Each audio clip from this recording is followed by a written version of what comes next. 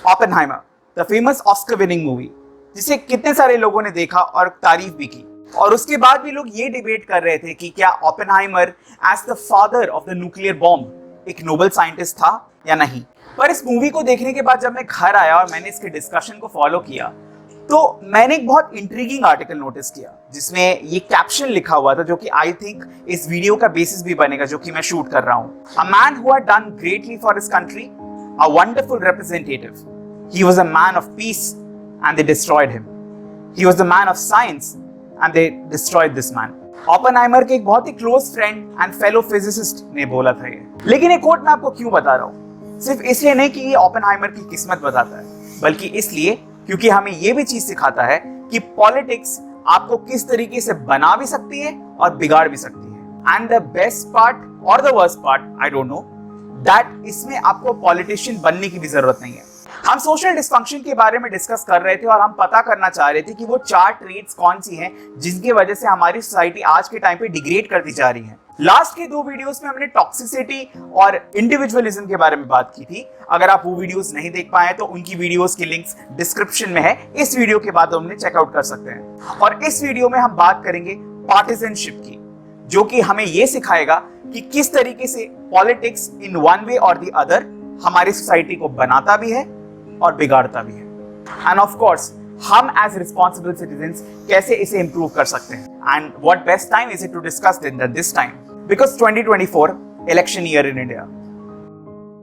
2024 elections actively चल रहे हैं इंडिया में, एंड आई होप आप में से जितने भी लोग एलिजिबल हैं जाके अपना वोट कास्ट करेंगे एंड अपनी रिस्पॉन्सिबिलिटी निभाएंगे। But coming to the main topic, politics को हम अक्सर बोलते हैं कि यार ये बड़ी खराब चीज है, हमें पसंद नहीं होती है, हमारे साथ कभी भी बुरा होता है और जब हम उसे एक्सप्लेन नहीं कर पाते हैं तो हम बोलते हैं कि यार उसके साथ तो पॉलिटिक्स हुई है, यार ये तो कुछ अच्छा ही था, इसमें तो सारी चीजें अच्छी थी, पता नहीं इसके साथ क्यों नहीं हुआ, इसके साथ पॉलिटिक्स हुई होगी। और पॉलिटिक्स में हम ये लोग को ये भी हिदायत देते हैं कि यार ये पॉलिटिक्स बहुत खराब चीज है, पॉलिटिक्स से दूर रहना। पॉलिटिक्स में अगर तुम पढ़ोगे तो एक तरीके से तुम्हारा करियर, तुम्हारा मेंटल बैलेंस सब कुछ खत्म हो जाता है। लेकिन आप भूलते हैं कि इसी पॉलिटिक्स की वजह से लोगों को प्रमोशंस भी मिलते हैं, एडवांटेजेस भी मिलते हैं, फ्यूचर बेनिफिट्स भी मिलते हैं, वैल्यूएबल कनेक्शंस मिलते हैं। लेकिन फिर भी ये एडवाइस स्टैंडिंग रहती है, पॉलिटिक्स से दूर रहा करो। पर उससे भी फनी बात यह है कि आप अगर इस टाइम पे जी रहे हो और ऊपर से आप एक इंडियन हो, आप कभी पॉलिटिक्स से दूर रह ही नहीं सकते, क्योंकि हमारी हिस्ट्री रही है इंडियंस की खासकर, अगर पॉलिटिक्स के बारे में डायरेक्टली नहीं तो इनडायरेक्टली बात करना, चाय पे चर्चा करना, फैमिलीज के साथ बैठना, बाकियों के साथ मिलकर डिसाइड करना कि हमारी सरकार कौन सी बनेगी और बिगड़ेगी। ऊपर से इसका हमारे एंशिएंट कल्चर्स में भी बहुत ज्यादा विवरण है।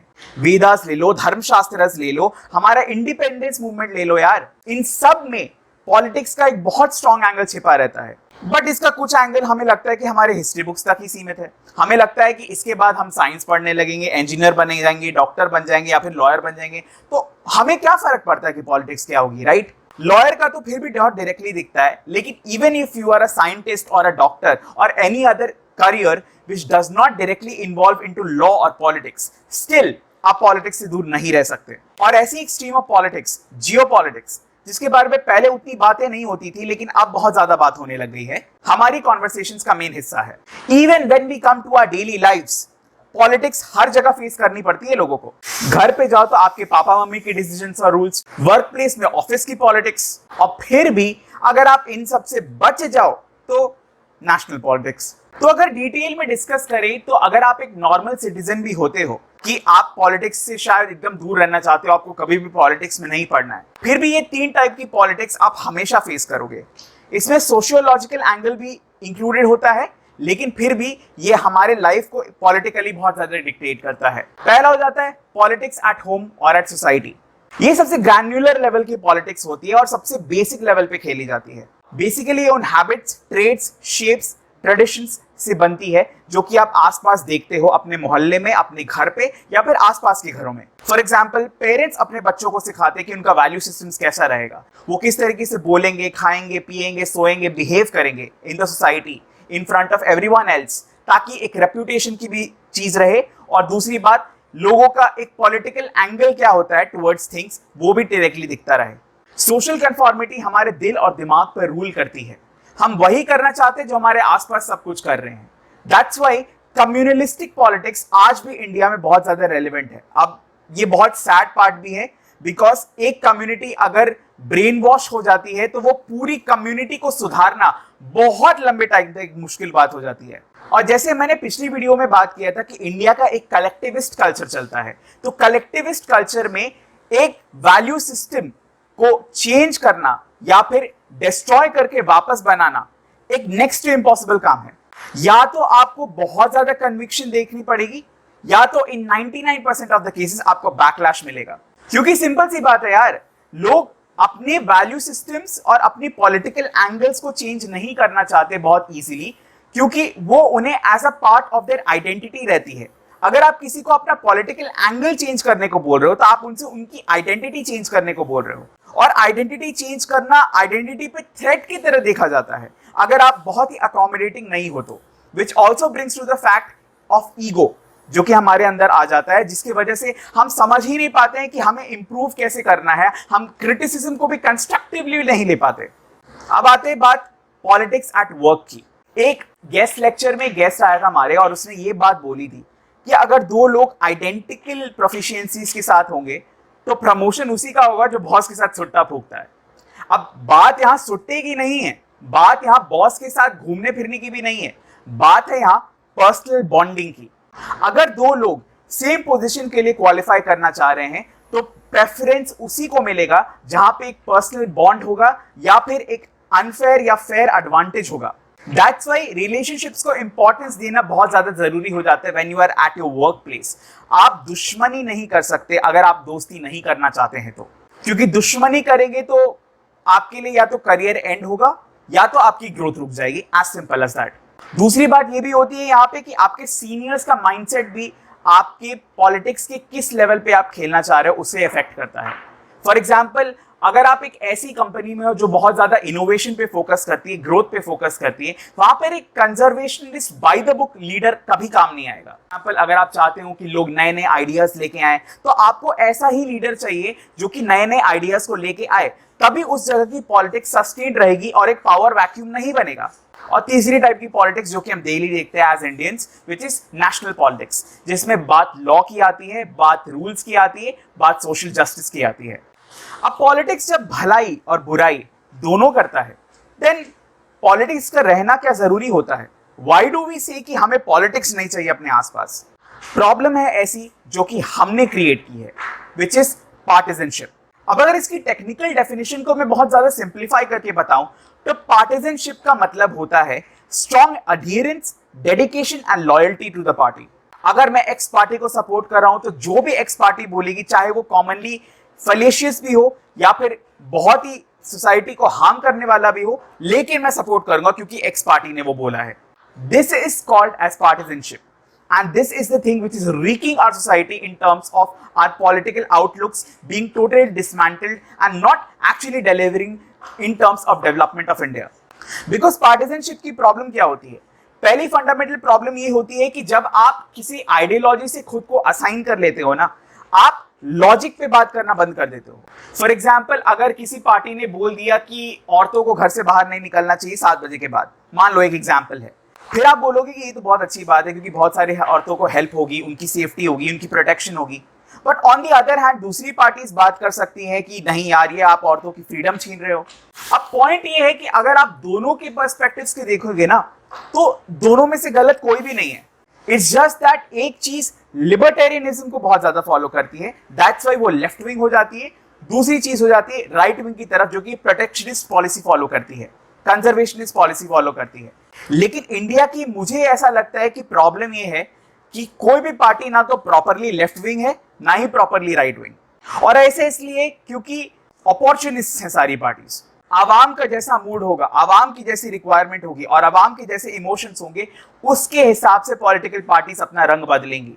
And hence it is very truly said that political parties are a reflection of what our current audience is like, what our current janata is like. इसलिए आप जब बात करते हो ना कि मैं लेफ्ट विंग को सपोर्ट करता हूं या फिर मैं राइट विंग को सपोर्ट करता हूं, तो ये चीज आप भूल जाते हो कि आपको अंत में सपोर्ट उस चीज को करना है जिससे इंडिया का बेटरमेंट हो। ये आप याद रखो कि whatever you are thinking, be it in the left wing direction और the right wing direction, ultimately it has to be for the betterment of India. हाँ, अपनी पर्सनल प्रेफरेंसेस एंड रिक्वायरमेंट्स होती है, दैट्स नॉट एन इशू। ये गलत नहीं है कि आप किसी पार्टी को अलीजियंस दे रहे हो, बट पार्टी को अलीजियंस देने का मतलब ये नहीं होता है कि आप अपनी पर्सनल राइट्स को साइड पे रख दो for the sake of only doing what the party needs. आप अपनी नेशनल राइट्स को साइड में रख दो, आप अपनी फंडामेंटल ड्यूटीज को साइड में रख दो just for the sake of what your party और व्हाट योर आइडियोलॉजी नीड्स। दूसरी बात, जब भी पार्टिजनशिप की प्रॉब्लम में पड़ते हो तब आपका एक ही गोल रहता है, टू प्रूव योरसेल्फ राइट। अब उसमें आप ये नहीं देखते हो कि दूसरा वाला पार्टी कोई लॉजिकल बात कर भी रहा है, क्योंकि मैंने पहले बताया था कि लॉजिक चला जाता है तेल लेने। तो आप जो भी बोलते हो, you spew venom out of hate. If there is an X party और अ वाई पार्टी, और एक्स ने कुछ कमेंट किया, वाई का एक मॉरल रिस्पॉन्सिबिलिटी बनता है एक्स को बैश करना लेफ्ट राइट एंड सेंटर, ताकि वाई सही लगे, and vice versa goes for Y, तब एक्स के लोग आते हैं बैश करने के लिए। लेकिन इसमें से कोई भी ये नहीं सोच रहा है कि अगर एक्स ने फंडामेंटली कुछ सही भी बोला है, देन वाई को ऑल्सो अग्री करना चाहिए और शायद उसमें एक दो पॉइंट्स और अटैच करनी चाहिए। This is the constructive politics which we all need, this is the constructive opinions which we all need. तो आप जिस पे आइडियोलॉजी को फॉलो करते हो, अगर आप उसमें बहुत ज्यादा इंडोक्ट्रिनेटेड फील करते हो खुद को, तो फिर आपका एक लॉजिकल एंड कोहेरेंट ओपिनियन देना मुश्किल हो जाता है, बिकॉज आप अपनी आइडियोलॉजी से डिफरेंस खा ही नहीं पाते हो in terms of supporting what is genuinely right for our country. अब पॉलिटिकल साइंस में एक बहुत ही इंटरेस्टिंग थ्योरी है जो कि इस far left and far right की टॉक्सिक बिहेवियर को डिस्क्राइब करता है। It is called the horseshoe theory. ये बताती है that in terms of a political continuum, आप फार लेफ्ट, सेंटर और फार राइट के आइडियोलॉजीज के लोगों को अगर एक साथ रख दो, तो ये पोलर ऑपोजिट वेज में कभी नहीं बिहेव करते, बल्कि इनका बिहेवियर सिमिलर ही होता है अगर आप फार लेफ्ट के हो या फिर फार राइट के हो। मतलब फार लेफ्ट के लोग एंड फार राइट के लोग बिहेवियर वाइज वही सेम लेवल ऑफ टॉक्सिसिटी दिखाते हैं जो कि शायद सेंट्रिस्ट या फिर little leaning of left and right नहीं दिखाता। एंड अगर आप फार लेफ्ट के हो या फिर फार राइट के हो, आप एक पॉलिटिकल एक्सट्रीमिस्ट हो। और जैसे कि मैंने इस थ्योरी में बताया कि एक्सट्रीमिस्ट वही सेम टॉक्सिक बिहेवियर दिखाते हैं जो कि आप कॉमनली देखते हो, जैसे कि बदतमीजी से बात करना, गालियां देना, रिलीजन के ऊपर आना, फंडामेंटली फैक्ट्स को बिल्कुल रिजेक्ट करना, फैब्रिकेट करके फैक्ट्स बताना। ये लेफ्ट साइड से भी होता है एंड राइट साइड से भी होता है। And here is the need for education which actually comes in. जब आपको पता नहीं चलता है कि आप जो बोलना चाह रहे हो उसमें you give the room for opinions and you give the room for disagreement, then actually ये सारी फाइट्स होती हैं जो कि आप आसपास देखते हो। एक दूसरे के बारे में बयानबाजी करना, रेसिस्ट कमेंट्स मारना, डिस्पैरेजिंग कमेंट्स करना, different types of denigration of each others personalities and authority. ये सारी बातें हमारे इंडियन सोसाइटी को पॉलिटिकली भी डिसमेंटल कर रही है, एंड इसका रेजोल्यूशन सिर्फ एक पार्टी का नहीं है, हम सारे लोगों का है। जब तक हम as a civilised country, as good citizens of this country ये नहीं सोचेंगे कि हमें हमारे पॉलिटिशियंस को कैसे बिहेव करना एक्सपेक्ट करना चाहिए, तब तक ये सारी बयानबाजी चलती रहेगी। हम इस बात पे अगर वोट देना शुरू कर दे कि हमें अच्छे कैंडिडेट्स चाहिए, वो चाहे वो किसी भी पार्टी का हो, हमें फर्क नहीं पड़ता, लेकिन अगर वो काम पे डिलीवर करना जानता है, अगर वो इस बात पे अटल रहता है कि जो वो वादा करता है या जो वो वादा करती है वो उसको पूरा करता है या करती है, तो ऐसे कैंडिडेट को आगे खड़ा करके अगर हम वोट दें और इन लोग जैसे लोगों को पार्लियामेंट में लेके जाएं, तो ना ही हमें एक अच्छी गवर्नमेंट मिलेगी बल्कि हमें अच्छा ऑपोजिशन भी मिलेगा। And that's how a fundamentally good government actually works. जब अटल बिहारी वाजपेयी जी की सरकार गिरी थी तब उन्होंने भी ये बोला था कि सरकारें आए या जाएं फर्क नहीं पड़ता, ये देश रहना चाहिए। I hope it's high time that in these elections we also realise this fact that हमारे देश को सुरक्षित रहना चाहिए, हमारे देश को उन्नति के पथ पर अग्रसर होना चाहिए, चाहे पार्टीज कोई भी आए, बिकॉज सरकारें आएंगी और जाएंगी लेकिन ये देश रहना चाहिए। ऑल्सो रिगार्डिंग द फैक्ट कि पर्सनल पॉलिटिक्स किस तरीके से आप अपने आसपास फेस करेंगे और आपको उससे कैसे डील करना चाहिए, इसमें 3 पार्ट्स आपको फंडामेंटली देखने चाहिए जो कि मुझे लगता है कि आपके लिए इंपॉर्टेंट होंगी। पहली चीज तो you have to make a choice. आपको बहुत क्लियर होना होगा इस फंडामेंटल मामले में कि आप पॉलिटिक्स का हिस्सा बनना चाहते हो कि नहीं। And let me be clear, politics का हिस्सा बनना भी कोई गलत बात नहीं है, as long as the notion of you doing politics is right. आपको क्लियर रहना पड़ेगा कि if you are trying to aim at a position of influence, then क्या आप उस पोजीशन का सही तरीके से इस्तेमाल करोगे। दूसरी बात, आप कहीं अपने मुद्दों से भटक तो नहीं जाओगे। और तीसरी बात, अगर सपोज आप भटक जाते हो, then is there a backup plan for you, or would your reputation be totally spoiled? If the answer for all these three questions is a safe okay or a yes, then you can actually go forward to getting into a political angle, which means अगर आप घर पे हो then you can take a senior position, अगर आप एक society में हो then you can opt as a society head, आप सोसाइटी के एडमिनिस्ट्रेटिव रोल्स में जा सकते हो, और अगर आप वर्क प्लेस में हो तो आपको एक बेटर फिट माना जाएगा to be a senior director और a leader in the company. क्योंकि अगर आपके अंदर वो कॉम्पिटेंसी कभी डेवलप नहीं हुई कि आप अपने आसपास के फीडबैक को सुने और वही करें जो कि मेजॉरिटी लोगों के लिए सही है, इर्रिस्पेक्टिव ऑफ द फैक्ट कि वेदर वो आपके ओपिनियन से मेल खाता है कि नहीं खाता है, अगर वो सबके लिए सही है तो वो आपके लिए भी सही है। दूसरी बात यह है कि आप अपने आइडियल्स और इश्यूज को डिफाइन करो। आपको क्लियरली पता होना चाहिए कि मेरे ये 4 लाइन्स हैं, भगवान भी अगर मुझे बोले ना तो भी मैं कॉम्प्रोमाइज नहीं करूंगा। These are so near and dear to me. इसमें आपकी फैमिली आ सकती है, आपके फंडामेंटल राइट्स आ सकते हैं, मे बी आपके सर्टेन ट्रेड्स आ सकते हैं कि आप झूठ बोलना बहुत ज्यादा पसंद नहीं करते, आपको काम टाइम पे करना अच्छा लगता है, लाइक पंक्चुअलिटी। कौन कौन सी चीज आपको लगता है कि आप खुद सॉल्व कर सकते हैं, कौन कौन सी चीज ऐसी हैं जो कि आपको पता ही है कि आपको दूसरों की हेल्प लेनी पड़ेगी। अगर आप इन सब का एक क्लियर डिमार्केशन अपने मन में बना ले या फिर कहीं लिख के भी रख ले, तो this will actually help you find out 2 things. First, आपके साथ पॉलिटिक्स कब हो रही है, if you are at a spectator view, अगर आप पॉलिटिक्स में नहीं घुस रहे हैं। दूसरी बात, आप अगर पॉलिटिक्स खुद भी कर रहे हैं, देन आप किस आदमी को फेवर कर रहे हैं और आप किसी के साथ इनजस्टिस तो नहीं कर रहे हैं। तीसरी चीज, जैसा मैंने हमेशा बोला था कि whatever you do, do it for the global interest। जो भी आप करना चाह रहे हो उसमें भलाई सबकी होनी चाहिए और at least a majority of the people should benefit from it, otherwise it has no use. वो बस एक बहुत अच्छा आइडिया है या फिर आपकी सोच है। आप अच्छे पॉलिटिशियन कभी नहीं बन सकते अगर आपने ये डिसाइड नहीं किया कि जो भी मैं करना चाह रहा हूं इसमें मेजॉरिटी लोगों का भला होना चाहिए, चाहे वो बात मेरे खुद के भी खिलाफ जाती हो।